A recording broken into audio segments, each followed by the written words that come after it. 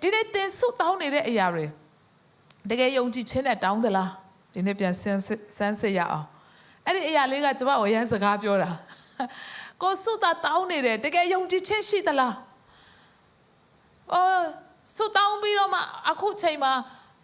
ဒီဟာအတွက်ဆုတောင်းပြီးတော့မှနောက်ကြတော့ဟိုဘာပြောင်းလိုက်ပြန်ဥပမာပေါ့နော် US တော့ဖို့ဆုတောင်းတယ်အခြေအနေတွေကအဆင်မပြေဘူးဆိုတော့သိတော့ Aussie ဖက်လှည့်သွားတယ် Aussie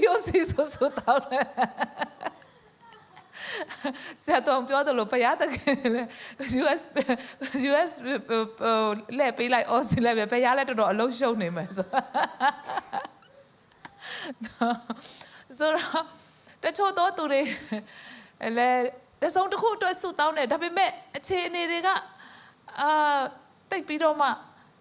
အလားအလာမရှိတဲ့အခါမှာတခြားဟာကိုကျမတို့ပြန်ပြောင်းလိုက်ပြန်တယ်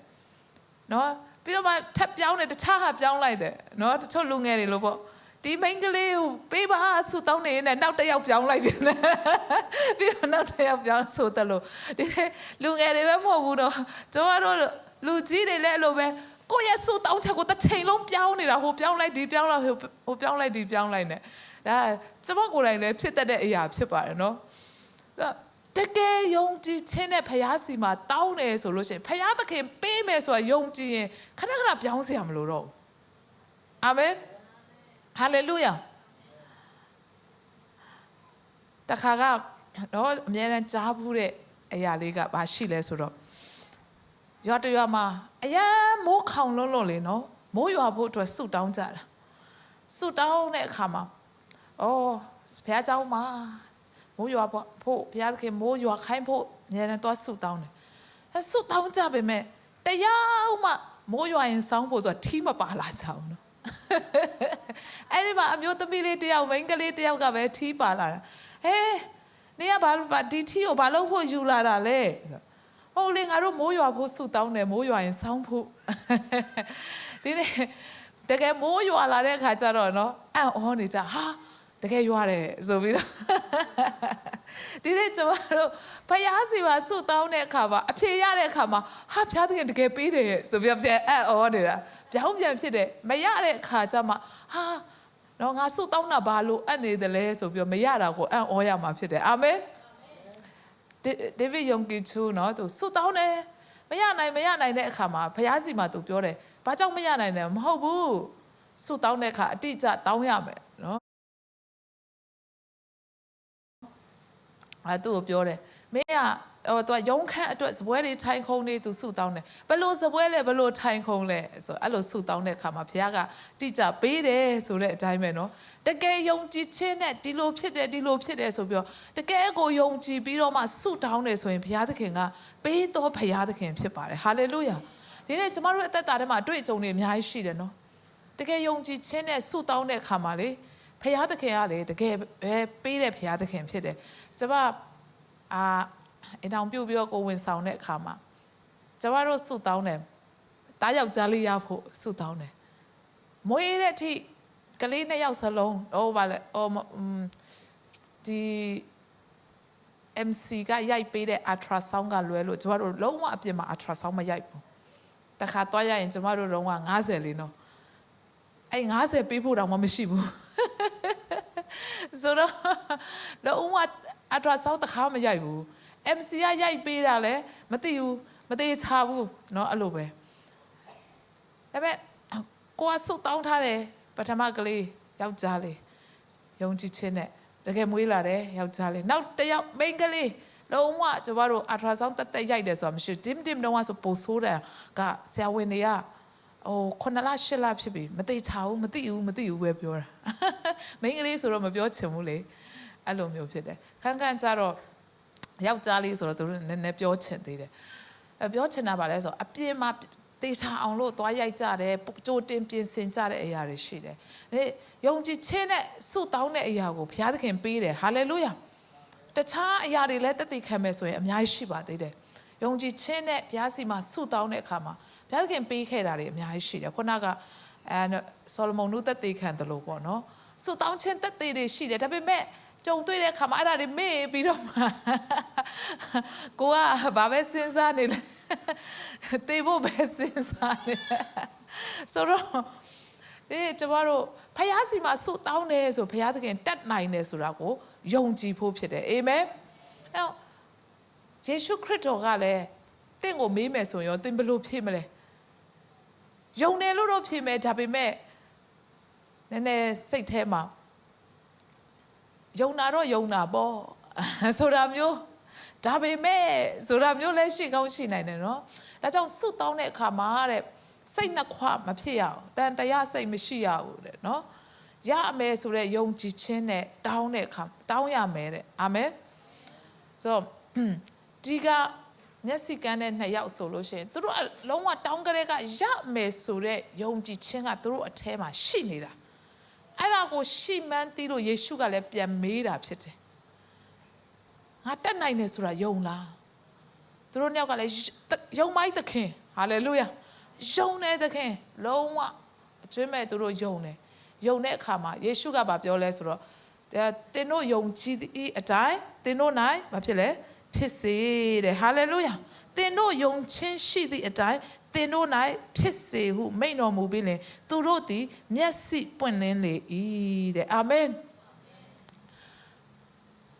တခြားသောအဖြစ်ပြက်တွေမှာလည်းကျမတို့တွေ့ရတယ်ယေရှုခရစ်တော်ကလည်းကျမ်းမာခြင်းပေးတဲ့အခါမှာအမြဲတမ်းပဲသူ့ရဲ့တကိုးတော်အဖြစ်ကျမ်းမာတယ်လို့မပြောဘူးသင်တို့ရဲ့ယုံကြည်ခြင်းအတိုင်းသင်တို့အပေါ်မှာဖြစ်တယ်ဟာလေလုယာသင်တို့ရဲ့ယုံကြည်ခြင်းကသင်တို့ကိုကျမ်းမာစေတယ်ဟာလေလုယာ12နှစ်လုံးသွေးသွန်တဲ့အမျိုးသမီးဆိုလည်းအဲ့လိုပဲပြောတယ်သင်ရဲ့ယုံကြည်ခြင်းအဖြစ်သင်ကျမ်းမာပြီတဲ့ဟာလေလုယာတမှုကိုလည်းတမှုရဲ့ယုံကြည်ခြင်းကိုလည်းနော်သင်ရဲ့ယုံကြည်ခြင်းအဖြစ်သင်ငယ်သားကျမ်းမာပြီတဲ့ဟာလေလုယာငါရဲ့တကိုးတော်အဖြစ်ပျောက်စေအဲ့လိုမဟုတ်ဘူးအာမင်ဒီကျမတို့ရဲ့ယုံကြည်ခြင်းကိုမျှော်လင့်တယ်ကျမတို့ယုံကြည်ခြင်းကိုတွေ့ချင်တယ်ကျမတို့ရဲ့ယုံကြည်ခြင်းကိုအသိမှတ်ပြုပေးတယ်ကျမတို့မျှော်လင့်နေတယ်ဘုရားသခင်တတ်နိုင်ပါတယ်ဘုရားသခင်ကတော့တကိုးကြီးတယ်ဘုရားသခင်အချိန်တန်ရင်လှုပ်ပေးမယ်ဘုရားသခင်ကအလိုတော်ရှိရင်လှုပ်ပေးမယ်ဆိုပြီးတော့မှတချို့သောအရာတွေနော်ကျမတို့ကအဲ့ဒီလိုမျိုးနဲ့ပဲဘုရားလှုပ်ပေးမယ်အချိန်ကိုကျမတို့ကစောင့်တယ်ဘုရားသခင်ဘက်ကလည်းကျမတို့ကိုယုံကြည်ခြင်းနဲ့ခြေလန်းလာဖို့စောင့်နေတာဖြစ်တယ်ဟာလေလုယာယုံကြည်ခြင်းနဲ့ခြေလန်းဖို့ရအတွက်လိုအပ်တာဖြစ်တယ်အာမင်ယုံကြည်ခြင်းနဲ့ဆုတောင်းဖို့ယုံကြည်ခြင်းနဲ့စတင်ပြီးတော့အော်ဟစ်ဖို့ဘုရားသခင်လိုချင်တာဖြစ်တယ်ယုံကြည်တဲ့အတိုင်းပဲကျမတို့ရဲ့အသက်တာထဲမှာဖြစ်လာဖို့ဘုရားသခင်ကလှုပ်ပေးခြင်းတဲ့ဘုရားဖြစ်တယ်ဟာလေလုယာဆိုတော့ကျွန်မဒီနေ့အဖြစ်ပြက်လေးတစ်ခုဖတ်တဲ့အခါမှာအဖြစ်ပြက်လေးဆိုတာပေါ့နော်ဒီငါးဓာတ်ပုံလေးပြထားတယ်ပေါ့နော်ကျွန်မတို့ကတော့ရွှေငါးလို့ပဲသိတာရောင်စုံငါးလေးတွေမီဒီယာပြပေးလို့ရမှာတွေ့ရလားမသိအဲ့ဒီငါးရဲ့နာမည်က KOI တဲ့ခွာလို့နာမည်ထွက်သလားအတန်ထွက်သလားတော့မသိဘူးကျွန်မတို့က KOI ဆိုအေးပဲသိတ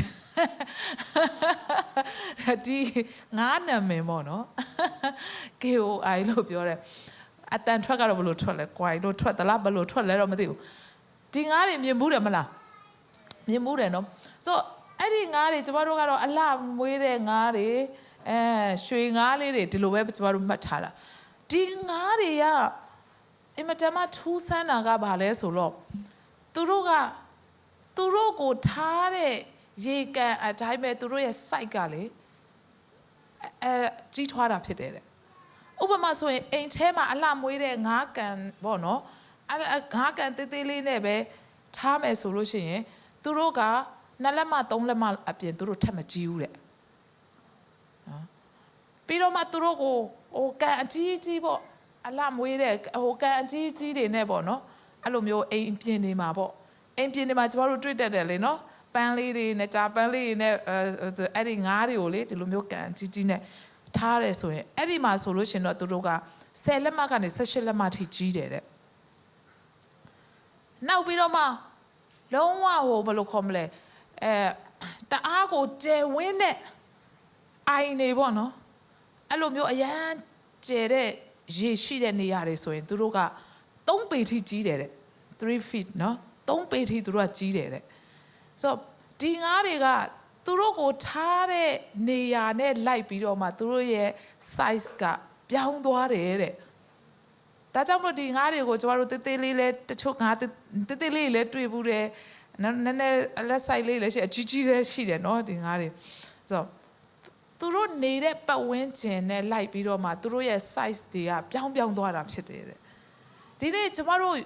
ဒီငါးရဲ့ဟာကိုပေါ့နော်ကျမဖတ်ချင်းအဖြစ်ကျမတို့ယုံကြည်သူအသက်တာလဲနော်ကျမတို့တုတ်တန်23လားအဲ့ဒီထဲမှာဗာပြောလဲဆိုလူဟာစိတ်ထင်တဲ့အတိုင်းဖြစ်တယ်ပြောချင်တာယုံကြည်တဲ့အတိုင်းဖြစ်တယ်ဟာလေလုယာကိုယုံကြည်တဲ့အတိုင်းသူတို့ကဒီငါးတွေကငါးကန်တေးလေးထဲမှာပဲထားတယ်ဆိုရင်သူတို့လည်း site ကတေးလေးပဲနည်းနည်းကြီးတဲ့နေရာမှာထားရင်သူတို့နည်းနည်း10လက်မလောက်18လက်မလောက်ထိတအားကျဲတဲ့အဲ့လိုမျိုးI know ချောင်းတို့အဲ့လိုမျိုးထဲမှာဆိုရင်3ပေလောက်ထိသူတို့ကြီးထွားနိုင်တယ်အဲ့လိုပဲဒီကနေ့ကျမတို့ရဲ့ယုံကြည်ခြင်းကိုလည်းလေကျမတို့မကန့်သက်မိဖို့လိုတာဖြစ်တယ်ဟာလေလုယာကျမတို့ယုံကြည်ခြင်းကိုကြီးထွားစေဖို့ရန်အတွက်လိုအပ်တာဖြစ်တယ်ဟာလေလုယာကျမတို့ကကန့်သက်လိုက်တဲ့အခါမှာကျမတို့ယုံကြည်ခြင်းကတေးလေးပဲပေါ့နော်မကြီးထွားနိုင်တော့တေးလေးပဲဖြစ်နေတာဖြစ်တယ်ဒါကြောင့်ယုံကြည်ခြင်းကလည်းကြီးထွားနိုင်တယ်ယေရှုကပြောတယ်မုံညင်းဆေးလောက်ယုံကြည်ခြင်းရှိရင်တောင်မှတဲ့တောင်တွေကိုနေရာကနေရွှေ့နိုင်တယ်တဲ့နော်ပြီးတော့မှကျမ်းစာထဲမှာလည်းကျွန်တော်တို့တွေ့ရတယ်အားနေတဲ့ယုံကြည်ခြင်းနဲ့တပည့်တော်တွေကိုပြောတယ်ယုံကြည်ခြင်းမရှိဘူးလို့ပြောတဲ့အခါလည်းရှိတယ်တချို့ကြတော့လေအားကြီးတဲ့ယုံကြည်ခြင်းနဲ့နော်ဣသရေလလူမျိုးတွေထဲမှာတော့မှဒီလိုယုံကြည်ခြင်းမတွေ့ဘူးတဲ့အမတန်မှကြီးမားတဲ့ great faith လို့ပြောတယ်နော်အဲ့ဒီတက်မှုဆိုလို့ရှင်ယောမတက်မှုရဲ့ယုံကြည်ခြင်းဆိုရင်ယေရှုခရစ်တော်က great faith ဆိုပြီးတော့မှချီးကျူးတာဖြစ်တယ်ယုံကြည်ခြင်းဟာအဲ့လိုမျိုးတိုးပွားတယ်ပမာဏရှိတယ်ဆိုတဲ့အရာလေးပေါ့နော်ကျမတို့တွေ့ရတာဖြစ်တယ်ဒါကြောင့်ဒီနေ့ကျမတို့လည်း2026ထဲမှာဖခင်ကိုယုံကြည်ခြင်းပမာဏကိုချဲ့ဖို့ရအတွက်လိုအပ်ပါတယ်ဟာလေလုယာယုံကြည်ခြင်းသေးလေးပဲထားရင်ကျမတို့ကလည်းသေးလေးပဲဖြစ်နေမှာယုံကြည်ခြင်းကျမတို့ကြီးထားရင်ကြီးဖြစ်နေမှာဆရာပြန်ပြီးအိမ်တိုင်ရောက်တဲ့အခါကျတော့ဘုရားရှင်ကောင်းမြတ်ပါတယ်ကြည်အော်ကြည်ရပဲကြည်အော်ကြည်ရပဲဆိုတော့ကျမတို့စဉ်းစားဘာလို့ပြောချင်တာလဲဟုတ်လားဟုတ်ပြီစစ်သွားတဲ့အခါမှာသူပြောချင်တာအတန်ကြည်ဘုရားကောင်းကြီးရမယ်လို့ပြောချင်တာဖြစ်မှာပေါ့နော်ကြည်သူကအရင်မြန်တော့လေကြည်ရမယ်ဆိုဘာလဲပေါ့ဆိုတော့ဒီယုံကြည်ခြင်းကိုဆိုတော့ကြီးထားရင်ကျွန်တော်အသက်တာမှာဘုရားပြုတဲ့အမှုအကြီးနဲ့မြင်ရမယ်ဟာလေလုယာကျမတို့ယုံကြည်တဲ့အတိုင်းပဲကျမတို့အပေါ်မှာဘုရားသခင်ကအမှုတွေပြုနိုင်တာကျမတို့ယုံကြည်တလောက်ပဲဘုရားသခင်ကကျမတို့အပေါ်မှာလှုပ်ပေးမှာဘုရားမတက်နိုင်တာမဟုတ်ဘူးဘုရားတက်နိုင်တယ်ဒါပေမဲ့ဘုရားသခင်ကကိုယ့်ရဲ့ယုံကြည်ခြင်းပမာဏရှိသလောက်ယုံကြည်ခြင်းအပေါ်မှာပဲဘုရားသခင်ကအလုပ်လုပ်တဲ့ဘုရားဖြစ်တယ်ဟာလေလုယာကြောင့်ဂါလိလဲအိုင်မှာယေရှုခရစ်တော်နော်ညမှာအိုင်ပေါ်မှာလမ်းလျှောက်တဲ့အချိန်မှာတပည့်တော်တွေကလေထဲမှာလေသူ့ကိုဖုတ်တစေလို့ထင်တယ်ဒါနဲ့ပေတရုကကိုရိုမဲကျွန်တော်လာရမလားလို့ပြောတဲ့အခါမှာပေတရုလာခဲ့လို့ပြောတယ်ယုံကြည်ခြင်းရှိတဲ့သူကိုယေရှုခရစ်တော်ကအဲ့ဒီလမ်းလျှောက်နိုင်တဲ့ရေပေါ်မှာလမ်းလျှောက်နိုင်တဲ့နမိတ်လက္ခဏာကိုပေးတွေ့တယ်ကျန်တဲ့17ယောက်ကတော့လေထဲမှာနော်ကြောက်လွန်းလို့ယုံကြည်ခြင်းမရှိတဲ့အခါသူတို့ဘာနမိတ်လက္ခဏာမှသူတို့အသက်တာထဲမှာမတွေ့ရအောင်မခံစားရဘူးဖြစ်တယ်အာမင်ဒါကြောင့်ဒီ2026မှာသင်ဘလောက်ယုံကြည်တယ်လဲသင်ယုံကြည်တဲ့အတိုင်းဘုရားသခင်သင်ပေါ်မှာမှုတွေပြုမယ်ဟာလေလုယာကျမ်းမာသောနေ့ဖြစ်တယ်လို့ယုံကြည်သလားလုံးဝတောင်းပြီးကျမ်းမာမယ်အာမင်ကျွယ်ဝတဲ့နေ့ဖြစ်တယ်လို့ယုံကြည်သလားဘုရားသခင်ရဲ့ကျွယ်ဝခြင်းကိုအော့ဘွယ်ခံစားရမယ်အာမင်ဟာငါတို့2026မှာလူကြီးလည်းတိုးလာတယ်ကျောင်းလာခလည်းတိုးလာတယ်ပြီးတော့2026မှာကုန်စည်နှုန်းလည်းတက်လာတယ်အိမ်ငါခလည်းတိုးလာတယ်ဘုရားကျောင်းလည်းဒီနေ့မနေ့ပဲကျမတို့10နာရီခွဲမှာစာချုပ်အသစ်ချုပ်တယ်အိမ်ရှင်လာကြည့်တယ်သူအရင်သဘောကျတယ်ကျေးဇူးတော်ကြောင့်ကျမတို့ပြင်ထားတဲ့ဟာတွေကျမတို့မပြေခင်တော့သူဟာဘာမှမရှိဘူးလေ သူကြည့်လွတ်လပ်လာဖြစ်နေတာဆိုတော့အင်္ဂါခါတွေလည်း 10% 3နှစ်စာချုပ်ပြည့်သွားပြီ3နှစ်ပြည့်တိုင်းမှာ 10% တက်မှာသူတို့ရဲ့စာချုပ်ထဲမှာပါပြီးသားဖြစ်တယ်ဆိုတော့အဲ့လိုဖြစ်တယ်ဆိုတော့ပြောချင်တာပါလေနေ့တစ်မှာဘုရားသခင်ပြုတဲ့အမှုတစ်တွေလည်းမြင်ရတယ်လို့အကုန်လုံးကလည်းတက်ကုန်တာအတက်တွေပဲအဲ့လိုမျိုးဖြစ်တယ်အင်္ဂါကလည်းတက်ကျောင်းလာကလည်းတက်ဝိတ်လည်းတက်ဝိတ်လည်းတက်ဂျင်တော့မလားစသဖြင့်ပေါ့နော်အကုန်လုံးဖြစ်တဲ့အချိန်မှာယုံကြည်ခြင်းတိုးဖို့ပဲလိုတယ်ဟာလေလုယာဘလောက်ပဲတခြားဟာတွေတက်ပါစေတဲ့ယုံကြည်ခြင်းအဲ့ဒီထက်ပိုတက်လိုက်ပါအာမင်ကုံစင်းနှုံးတွေထက်ယုံကြည်ခြင်းတက်လိုက်ဝိတ်ထက်လည်းတက်လိုက်ပေါ့ကျောင်းလာခါတွေထက်အသုံးစရိတ်တွေထက်အိမ်ငါးခါတွေထက်လည်းယုံကြည်ခြင်းကိုကျွန်တော်တို့တိုးမြင့်ဖို့ရန်အတွက်လိုအပ်ပြီဟာလေလုယာအာမင်ယုံကြည်တဲ့အတိုင်းဘုရားသခင်ကသင်၌ဖြစ်စေမယ်ဒီနေ့ယုံကြည်ခြင်းနဲ့2026ခုနှစ်မှာယုံကြည်ခြင်းနဲ့များများဆုတောင်းရမယ့်နှစ်ဖြစ်တယ်အာမင်ယုံကြည်ခြင်းနဲ့ခြေလှမ်းလှမ်းရမယ့်နှစ်ဖြစ်တယ်ဟာလေလုယာယုံကြည်ခြင်းနဲ့လက်တွေ့လှုပ်ဆောင်ရမယ့်နှစ်ဖြစ်တယ်အာမင်အဲ့လိုယုံကြည်ခြင်းနဲ့ကျမတို့ခြေလှမ်းလှမ်းတဲ့အတိုင်းပဲဘုရားသခင်ကကျမတို့ကိုအသစ်သောအရာတွေအသစ်သောကောင်းကြီးတွေဘုရားသခင်ပြုပေးမှာဖြစ်တယ်ဘုရားပြုမဲ့အမှုသစ်တွေနော်သင်အုပ်ဆရာကြီးပြောသလိုထူးဆန်းအံ့ဩဖွယ်သောအရာတွေနေရာယူလာတော့မှာဖြစ်တယ်ဟာလေလုယာဒီတိုင်းထိုင်နေလို့တော့မဟုတ်ဘူးနော်ယုံကြည်ခြင်းနဲ့နော်ဆုတောင်းလိုက်တဲ့အခါမှာယုံကြည်ခြင်းနဲ့ခြေလှမ်းလှမ်းလိုက်တဲ့အခါမှာယုံကြည်ခြင်းနဲ့လှုပ်ဆောင်လိုက်တဲ့အခါမှာယုံကြည်ခြင်းနဲ့ပေးကမ်းလိုက်တဲ့အခါမှာဟာလေလုယာဖခင်ပြုတဲ့အံ့ဩဖွယ်သောအမှုတွေကိုကျမတို့မြင်ရမှာဖြစ်ပါတယ်အာမင်ဆိုတော့ဒီမျက်စိကန်းတဲ့သူနှစ်ယောက်ကယုံကြည်ပါသခင်လို့ပြောလိုက်တာ ਨੇ သူတို့ရဲ့မျက်စိတွေတို့ပေးလိုက်တယ်သူတို့နှစ်ယောက်စလုံးမျက်စိမြင်သွားတယ်ဘယ်သူမှမပြောနဲ့နော်လို့ပြောတာသူတို့ကဘာလုပ်လိုက်လဲဘယ်သူမှတနိုင်ငံလုံးမှာနော်တည်င်းတော်ကိုတပြည်လုံး၌နှံ့ပြကြော်စောစေဤရဲ့ Facebook ထက်တောင်မြန်တယ်Facebook ထက်တောင်မြန်တယ်နှံ့ပြကြော်စောစေဤတပြည်လုံး၌နော်ဆိုတော့မပြောနဲ့ဆိုတဲ့ဟာတွေကပိုပေါက်ကြတတ်တယ်ယေရှုခရစ်တော်လည်းအဲ့ဒီနီးတဲ့ကိုသိတော့မပြောနဲ့တဲ့တပီလုံးကိုနှံ့ပြစေသွားတယ်ဒီနေ့ပြောချင်တာပါလေဖခင်သခင်ကအံ့ဩဖွယ်သောအမှုကိုပြုလာတဲ့အခါမှာလေမပြောဘဲနဲ့မနေနိုင်တော့ဘူးဟာငါတို့ကမျက်စိမမြင်ဘူးလေငါတို့ကကန်းနေတာလူတိုင်းကငါတို့သိတယ်လေအခုငါတို့မြင်သွားတယ်အဲ့ဒီယေရှုကြောင့်ဖြစ်တယ်လေဆိုတာမပြောဘဲနဲ့မနေနိုင်ဘူးနော်တသက်ခံပါဘာပြောရမလဲမသိခံစရာမရှိဘူးဆိုပြီးတော့မှနော်နောက်မှပဲခံတော့မယ်အခုမရှိသေးဘူးဆိုတာမျိုးမဟုတ်ဘူးအာမင်ယုံကြည်ခြင်းနဲ့နော်ဖခင်ကိုဆုတောင်းလို့ယုံကြည်ခြင်းနဲ့လှုပ်ဆောင်တဲ့အခါမှာလေအမြဲတမ်းသက်သေခံစရာရှိတယ်ဟာလေလုယာသက်သေခံစရာရှိတယ်မပြောဘဲနဲ့လည်းမနေနိုင်တော့ဘူးဖြစ်တယ်အာမင်အဲ့ဒီအခါမှာဖခင်သခင်ရဲ့ဘုန်းတော်ထင်ရှားတယ်ဟာလေလုယာဖခင်ကတတ်နိုင်တဲ့ဖခင်နမိတ်လက္ခဏာပြုတယ်ကျမ်းမာခြင်းကိုပေးတဲ့အရှင်ဖြစ်တယ်ဆိုတော့တပြည်လုံးကသူတို့နှစ်ယောက်အားဖြင့်သိသွားတာဖြစ်တယ်အာမင်ဒီနေ့ဖခင်ကကျမတို့ကိုထိုကဲ့သို့2026ခုနှစ်မှာအသုံးပြုခြင်းနဲ့အာမင်ဒီနေ့ကျမတို့ရဲ့အားနည်းချက်တွေအတွက်ဆုတောင်းပါအားနည်းချက်တွေအတွက်ယေရှုတော်ချီးမွမ်းပါအားနည်းချက်တွေအတွက်ဖခင်တတ်နိုင်တယ်ဆိုတာယုံကြည်ပါအာမင်တကယ်လို့ဒီမျက်စိကန်းတဲ့သူနှစ်ယောက်ကမျက်စိမကန်းဘူးဆိုရင်ဘုရားသခင်ပြုတဲ့နမိတ်လက္ခဏာသူတို့တွေ့ရမှာမဟုတ်ဘူးဒီနေ့ကျမတို့သက်တာထဲမှာဘာအားနည်းတယ်လဲဘာအခက်ခဲတွေရှိတာလဲဘာပြဿနာရှိတာလဲအကျွေးလားအာမင်အဲ့ဒီအရာတွေအတွက်ကျမတို့ဖခင်တတ်နိုင်တယ်ဆိုတာကိုယုံကြည်ခြင်းနဲ့ဆုတောင်းမယ်ယုံကြည်ခြင်းနဲ့ခြေလှမ်းလှမ်းမယ်ဆိုရင်နော်ဘုရားကောင်းမြတ်ခြင်းတွေပြောဖို့တွေရှိလာမှာဖြစ်ပါတယ်အာမင်ကျွန်တော်ဟိုမစစ်သွားတဲ့အခါမှာတကယ်ပဲသက်သေခံချက်တွေကြားရတာဖြစ်တယ်မိသားစုတစုอ่ะဆိုဘာပြောလဲဆိုရင်မလေးရှားလာတဲ့အကျွေးတဲ့နော်မကျေနိုင်ဘူးတဲ့ပြီးခဲ့2025ခုနှစ်3နှစ်ပြည့်တဲ့အခါမှာ300နဲ့ကြာကျော်တဲ့အတိုးရောအရင်ရောအတိုးရောအကုန်လုံးကြည်သွားတာဖြစ်တယ်တဲ့ဟာလေလုယာအဲ့လိုမျိုးနော်ဘုရားကောင်းမြတ်ခြင်းတွေကျွန်တော်တို့ကြားရတာဖြစ်တယ်ဟာလေလုယာဘုရားသခင်လုံနိုင်တယ်ဘုရားသခင်ဖြစ်တယ်အာမင်2026ခုနှစ်ထဲမှာလည်းယုံကြည်ခြင်းနဲ့ပဲကျွန်တော်တို့ဆက်ပြီးတော့တိုးဝင်အောင်သင်ယုံတဲ့အတိုင်းဘုရားသခင်ကသင်ပေါ်မှာအသစ်သောအမှုတွေကိုပြုမှာဖြစ်တယ်အာမင်အဲကြောင့်ကိုယ့်ရဲ့အားနည်းတဲ့နယ်